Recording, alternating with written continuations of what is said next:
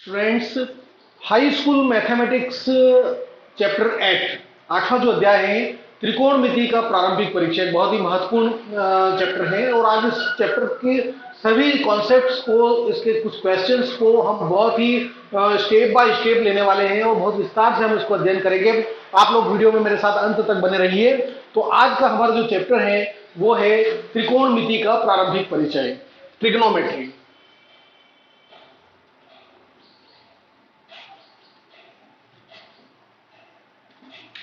Elementary introductions of trigonometry.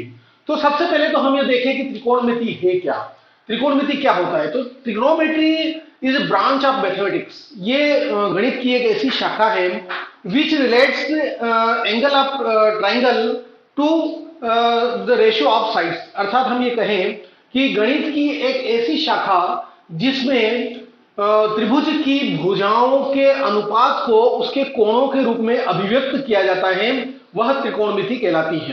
अब त्रिकोणमिति की यहां से ये बात बहुत अच्छी तरह से क्लियर हो रही है कि तीन कोण हैं और ऐसी इसमें आकृति की बात हम करेंगे जो तीन ओर से बाउंडेड होगी, अर्थात हम त्रिभुज की बात कर रहे हैं। लेकिन यहां पर स्पेसिफिक जिस ट्राइंगल की बात होगी वो है समकोण त्रिभुज, राइट एंगल ट्राइंगल की ही हम इसमें बात करेंगे। इस प्रकार से एक त्रिभुज हम इसमें ले लेते हैं।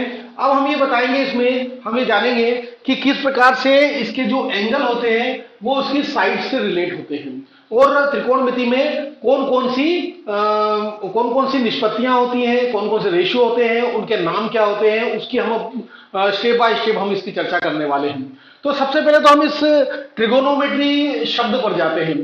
ट्रिग्नोमेट्री शब्द जैसा कि आप लोग बोर्ड पर देख रहे हैं, ये तीन पार्ट से मिलकर बना हुआ है, ट्राई, गोनो एंड मेट्री।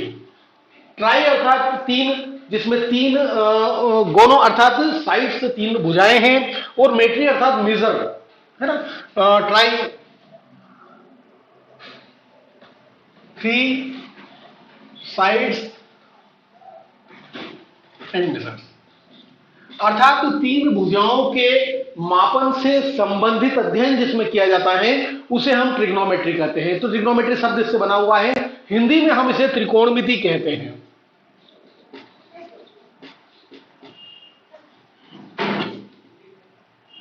जैसा कि अभी मैंने आप लोगों को बताया है कि यहां हम राइट एंगल ट्राइंगल अर्थात समकोण त्रिभुज का अध्ययन करेंगे।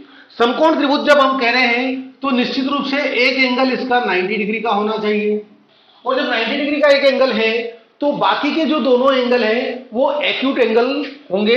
अर्थात जैसे यहां पर इसे हम थीटा बोलते हैं, ये ग्रीक वर्ड है, ग्रीक संकेत है थीटा। थीटा एक एक्यूट एंगल होता है। अब ये थीटा बी पर भी हो सकता है और सी, अर्थात ये एंगल भी हम ले सकते हैं और ये एंगल भी ले सकते हैं, दोनों एंगल हम लेंगे, लेकिन उसका मैं बताऊंगा कि किस प्रकार से उसके रेशियो से संबंधित होंगे। तो सबसे पहली बात 90 डिग्री, चूंकि समकोण त्रिभुज की हम बात कर रहे हैं तो समकोण त्रिभुज की जो तीनों भुजाएं होती हैं उनके टर्मिनोलॉजी, जो मैथमेटिकल टर्मिनोलॉजी है, जो गणितीय शब्दावली है, उसमें उनके स्पेसिफिक नाम होते हैं। इसे हम 90 डिग्री अर्थात समकोण त्रिभुज के जस्ट सामने वाली जो भुजा होती है उसको हाइपोटेनस या हिंदी में इसको कर्ण कहते हैं। 90 डिग्री एंगल के जस्ट सामने वाली जो भुजा होगी उसे हम हाइपोटेनस भी कह सकते हैं या हिंदी में उसे हम कर्ण कहेंगे। इसी प्रकार यदि हम बी पर एक्यूट एंगल ले रहे हैं, थीटा की हम बात कर रहे हैं, तो एक्यूट एंगल के जस्ट अपोजिट जो साइड होगी उसे हम लंब या परपेंडिकुलर कहेंगे। ठीक इसी प्रकार इस एक्यूट एंगल से लगी हुई जो साइड होगी उसे हम आधार या बेस कहेंगे। PHB लंब, कर्ण और आधार, ये तीन भुजाएं होगी और इन तीनों भुजाओं के अनुपात से हम इसके त्रिकोणमितीय निष्पत्तियों की चर्चा करेंगे। अब त्रिकोणमिति में 6 प्रकार के त्रिकोणमितीय अनुपात होते हैं। कौन कौन से त्रिकोणमितीय अनुपात होते हैं, उनके नाम क्या होते हैं और उन त्रिकोणमितीय अनुपात को ज्ञात कैसे किया जाता है, वो किन किन भुजाओं के अनुपात होते हैं, रेशियो होते हैं, इसकी हम बहुत विस्तार से चर्चा करने वाले हैं। इसमें 6 एंगल होते हैं, साइन थीटा, दूसरा होता है कॉस थीटा, फिर होता है टेन थीटा, फिर होता है कोजेक थीटा, या हम इसको थोड़ा सा इधर लिख लेते हैं, कोजेक थीटा, फिर होता है सेक थीटा, और फिर होता है कॉट थीटा। ये 6 प्रकार के त्रिकोणमितीय अनुपात होते हैं, त्रिकोणमितीय निष्पत्तियां होती हैं, रेशियोज होते हैं, जिनका अध्ययन हमें त्रिकोणमिति में करना है। सबसे पहले साइन थीटा। साइन थीटा जो होती है अर्थात थीटा की जो जा होती है, जैसा कि मैंने पहले ही बताया कि त्रिकोणमिति क्या है, ये कोण को भुजाओं के अनुपात के रूप में व्यक्त करने वाली गणितीय शाखा है।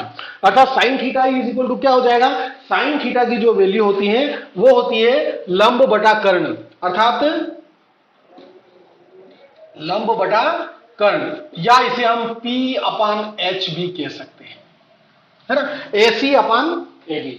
इसी प्रकार cos थीटा, cos थीटा का जो फार्मूला होता है वो होता है आधार बटा कर्ण, या इसको हम B अपान H भी कह सकते हैं, है ना। इंग्लिश में भी हम लेते चले तो ये बेस अपान हाइपोटेनस हो जाएगा।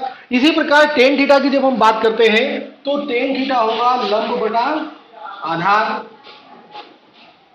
या परपेंडिकुलर अपॉन बेस भी कह सकते हैं इसे। देखिए परपेंडिकुलर कितना है AC, बेस कितना है AB।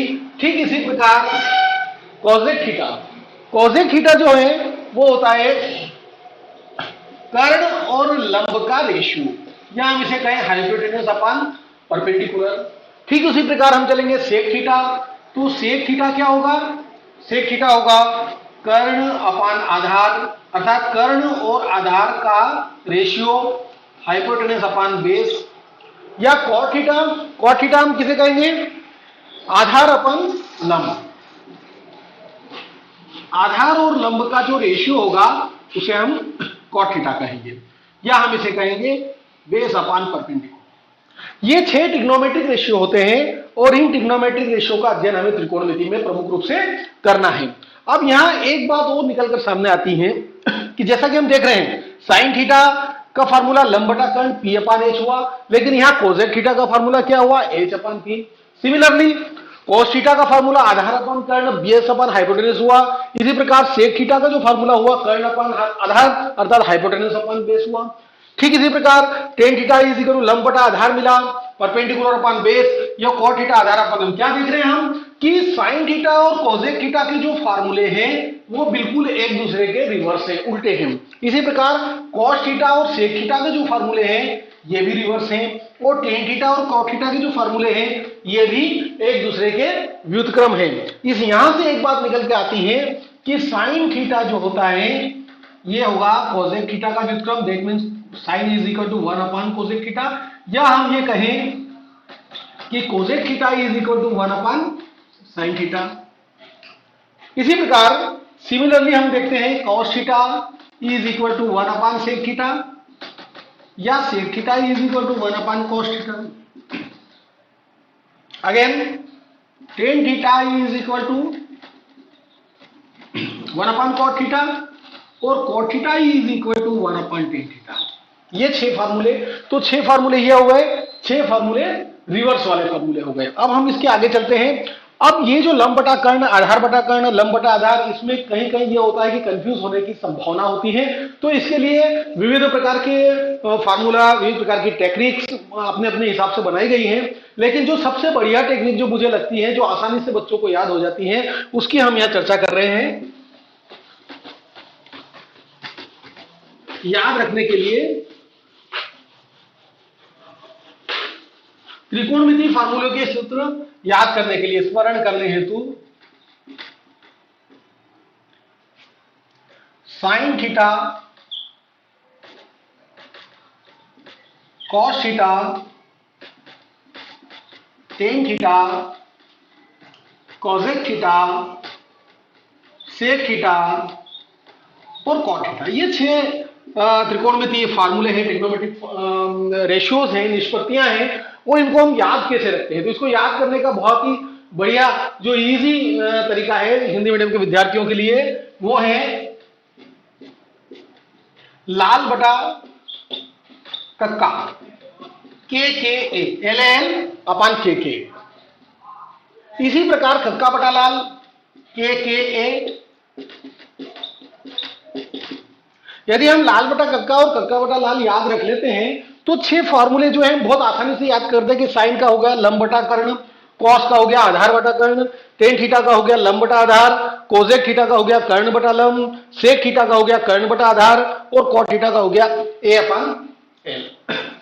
ये फार्मूला बहुत आसानी से हम इसको याद कर सकते हैं। 6 फार्मूले हैं, इसमें कहीं कंफ्यूजन की कोई गुंजाइश नहीं होती है। यदि हम ऐसा इसको याद रख लेते हैं तो हमें ये 6 फार्मूले याद करने में किसी प्रकार की कोई परेशानी नहीं होगी। लाल बटा कक्का और कक्का बटा लाल, इस प्रकार से हम इसको, एक इजी टेक्निक है इसको याद रखने के लिए। ये जो फार्मूले हैं sine theta, cos theta, sec theta, cosec theta, इस प्रकार के जो 6 त्रिकोणमितीय निष्पत्तियां हैं, इन निष्पत्तियों में इस प्रकार के प्रश्न एनसीईआरटी बुक्स में दिए गए हैं कि यदि एक त्रिकोणमितीय निष्पत्ति का मान यदि हमें दे दिया जाता है तो शेष त्रिकोणमितीय निष्पत्तियां ज्ञात कीजिए। इस प्रकार के प्रश्न इसमें पूछे जाते हैं और बोर्ड की परीक्षा में भी प्रमुखता से पूछे गए हैं। जैसे लेकिन उसके लिए सबसे जरूरी बात जो है, चूंकि हम बात समकोण त्रिभुज की कर रहे हैं, राइट एंगल ट्रायंगल की बात कर रहे हैं और समकोण त्रिभुज में पाइथागोरस के प्रमेय का पालन होता है। पाइथागोरस का प्रमेय क्या होता है?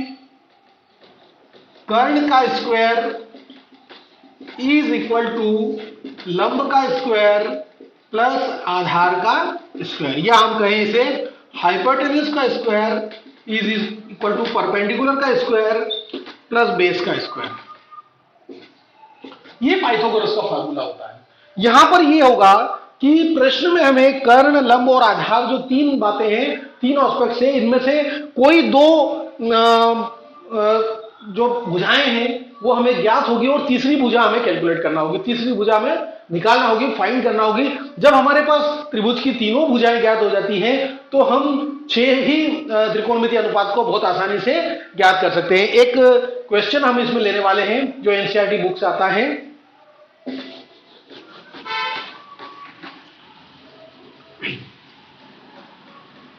बहुत आसान सा क्वेश्चन है। If 10a is equal to 4/3, 10a की जो वैल्यू है वो 4/3 है, then find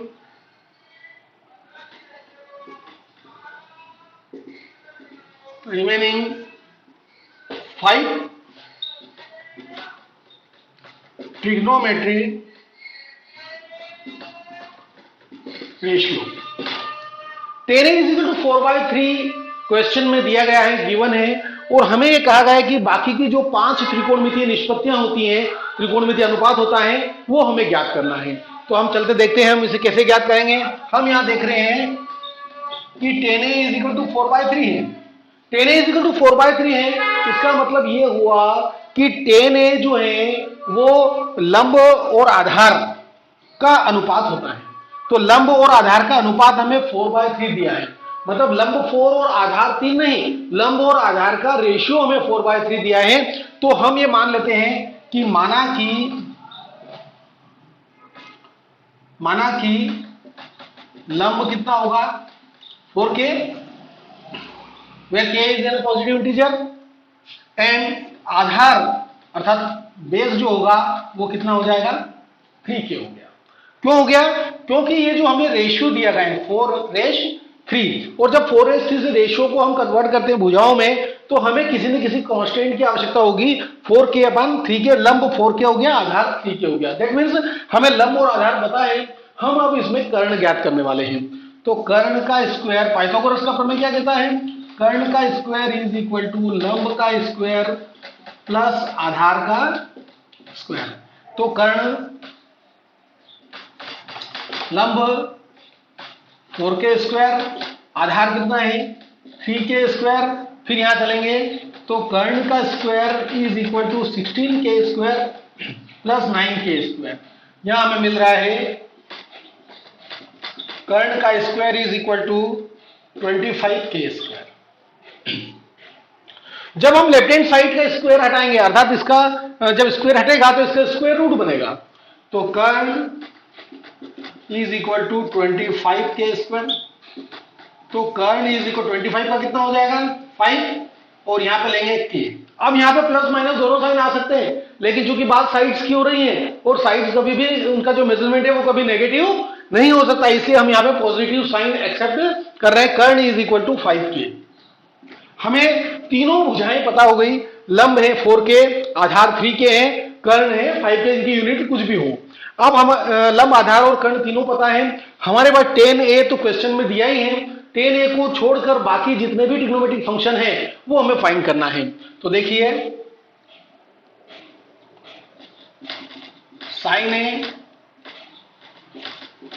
cos a, cosec a,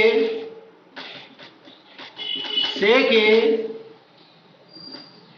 और cot a, ये त्रिकोणमिति। हो सकता है कि पांचों त्रिकोणमिति अनुपात एग्जाम में नहीं पूछे जाएं और कुछ स्पेसिफिक एक या दो मान लीजिए कहा जाए कि साइन ए और कॉस ए की वैल्यू फाइंड कीजिए, या ये भी कह सकते हैं कॉस ए के और सेक ए की वैल्यू फाइंड कीजिए, या ये भी कहा जा सकता है कि शेष पांचों त्रिकोणमिति अनुपात प्राप्त कीजिए। तो साइन ए का फॉर्मूला क्या होता है? साइन ए परपेंडिकुलर और हाइपोटेन्यूज का रेशियो होता है, या हम ये कहें कि लंब और कर्ण का रेशियो होता है। तो sine A is equal to, देखिए लंब कितना है अपने पास 4k है, कर्ण कितना है 5k है, k से k कैंसिल हो जाएगा तो 4/5। कॉस ए होता है वो बेस और हाइपोटेन्यूज का रेशियो होता है, अर्थात आधार और कर्ण का होता है। तो आधार हमारे पास 3k है, कर्ण 5k है, यहां भी k से k है तो ये 3/5 हो जाएगा। फिर हम कोसेक की बात करते हैं तो कोसेक दोनों प्रकार से ज्ञात किए जा सकते हैं। अभी हमने देखा था कि साइन ए का रिवर्स होता है, या तो इसके मानों को रिवर्स कर दें या फार्मूला अप्लाई करेंगे। तो कोसेक का होता है हाइपोटेन्यूज अपन परपेंडिकुलर या कर्ण बटा लंब 5k बटा 3k, k से k कैंसिल हो जाएगा, ये 5/3 वैल्यू मिल जाएगी। इसी प्रकार जब हम सेक की बात करते हैं तो सेक होता है कर्ण बटा आधार या हाइपोटेन्यूज अपन बेस। कर्ण कितना है 5k है, आधार कितना है आधार यहां पर देखिए 3k है, k से k कैंसिल हो जाएगा 5/3 आ जाएगा।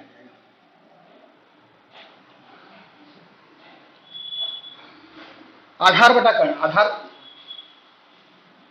आधार है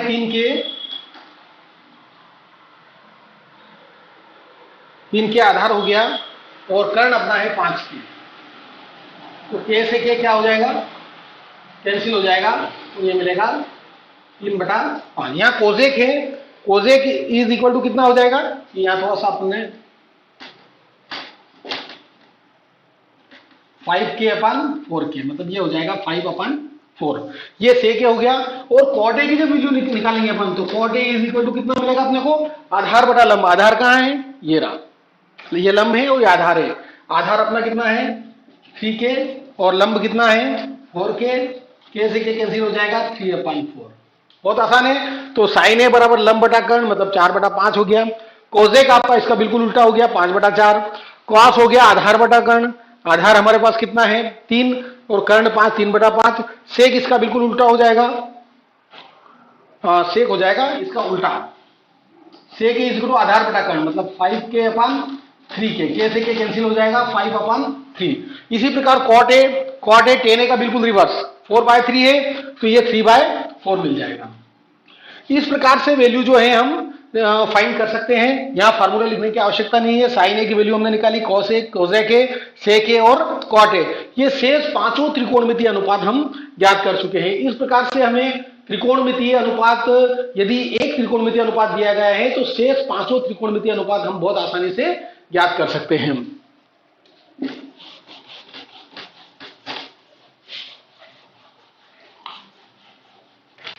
अब इसके साथ ही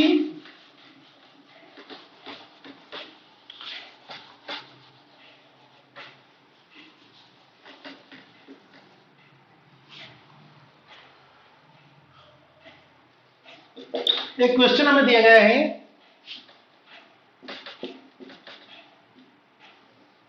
ये एक राइट ट्रायंगल है। राइट ट्रायंगल है, निश्चित रूप से यहाँ एंगल 90 डिग्री का होगा, है ना।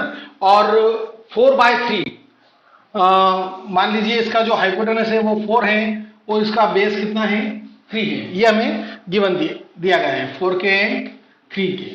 तो यहाँ पर जो वैल्यूज हमें दी गई हैं इससे हमें फाइंड करना है, यदि एंगल बी की हम बात करते हैं और एंगल सी, ये एंगल बी मान लीजिए यहाँ थीटा हम यहाँ लेते हैं, ठीक है। थीटा जो एक्यूट एंगल है हम यहां लेते हैं, तो ये कर्ण हो जाएगा हाइपोटेनस और ये हो जाएगा आधार।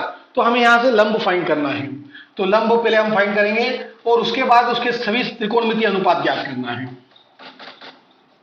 त्रिकोणमितीय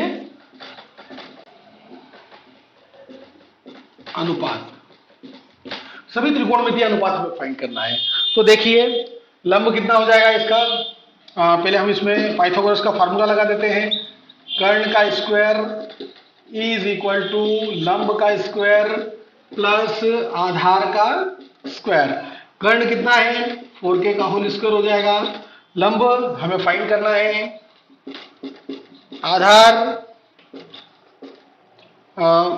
आधार आपका हो जाएगा 3k स्क्वायर। तो ये मिलेगा 16k square is equal to लंब का स्क्वायर प्लस 9k स्क्वायर, या हम कहें कि लंब का square is equal to 16k square minus 9k square, या हम ये कहें कि लंब का square is equal to 7k square. अब लंब कितना हो जाएगा, लंब is equal to 7k square या रूट ऑफ 7 इंटू के। ये हमारे पास लंब आ गया। हमने क्या देखा कि कर्ण और आधार हमें दिए गए थे और हमने लंब फाइंड किया रूट 7 के पाइथागोरस के फॉर्मूले से। अब तीनों भुजाएं हमारे पास हैं और हम ये चाहते हैं कि इसके शेष त्रिकोणमितीय अनुपात ज्ञात करें। तो शेष त्रिकोणमितीय अनुपात कौन कौन से हैं, sign A, cos A, ten ए, फिर हो जाएगा आपका कोसेक ए, सेक ए, और एक अपना बनेगा कॉट ए। देखिए साइन का फार्मूला होता है लंब बटा कर्ण, मतलब परपेंडिकुलर अपॉन हाइपोटेनस। तो परपेंडिकुलर लंब कितना आया, रूट 7k है ना, तो root 7k upon 4k, k से k कैंसिल हो जाएगा। इसी प्रकार कॉस ए कितना हो जाएगा, आधार बटा कर्ण। आधार कितना है अपना, देखिए आधार 3k और कर्ण कितना है 4k, तो ये आ जाएगा 3/4। 10 है लंब बटा आधार, लंब कितना है रूट 7k और आधार कितना है 3k, मतलब रूट 7/3। इसी प्रकार कोसेक है, तो कोसेक है साइन ए का बिल्कुल रिवर्स होता है, कर्ण बटा लंब, मतलब 4k upon root 7k, k से k कैंसिल हो जाएगा, तो ये हमें मिलेगा 4/√7। और इसी प्रकार सिमिलरली सेक ए कितना होगा, ये कॉस ए का रिवर्स होता है, cos A is equal to 3k upon 4k है, तो ये हो जाएगा 4k अपॉन 3k, k से k कैंसिल हो जाएगा 4/3। और एक और बचा है कॉट ए होता है आधार बटा लंब। आधार कितना है 3k है और लंब कितना है रूट 7k, k से k कैंसिल हो जाएगा। इस प्रकार से ये वैल्यू देखिए, साइन ए लंब बटा कर्ण, तो ये लंब और ये कर्ण हो गया, कॉस ए आधार बटा कर्ण, तो ये आधार और ये कर्ण 3k अपॉन 4k, 10 हो गया लंब बटा आधार रूट 7k अपॉन 3k हो गया।